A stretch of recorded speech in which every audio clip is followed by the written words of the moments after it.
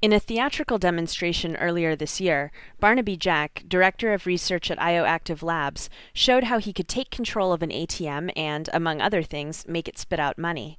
Here, Jack explains why and how he performed the stunt.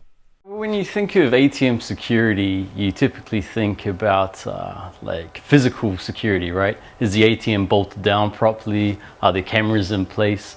You don't typically think about the actual underlying software on the ATM.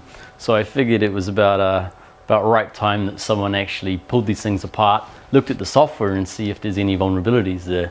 And once I actually tore the lid off and found out how many vulnerabilities actually exist there, it was quite shocking in a way. Jack used his discoveries to design two different attacks against standalone ATMs. Here he demonstrates them. The first attack is a walk-up style attack. Now, all of these standalone ATMs, they ship with a master key. So this master key will open the top compartment, which allows access to the motherboard. It won't open the safe or anything like that. But this one key will open all the ATMs from that same manufacturer.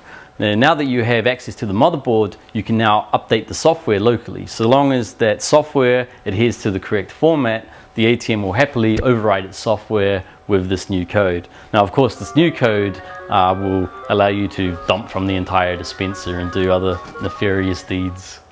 And the other attack is the remote attack. Now, all of these standalone ATMs, they support remote management or remote configuration. So you can log into your ATM, change the splash screens, retrieve the settings and all that type of thing.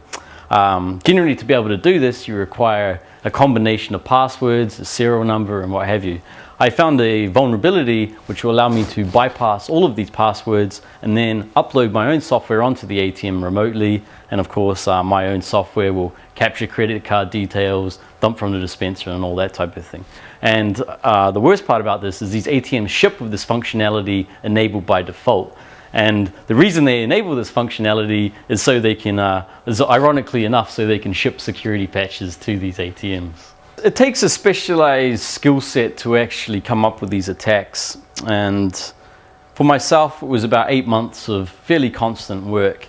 But I'm not naive enough to think that I'm the only person who could do this. And the thing is, with these type of attacks, it only takes one person to come up with that attack, and then they can distribute that software to whoever else. So it only takes one person to do it.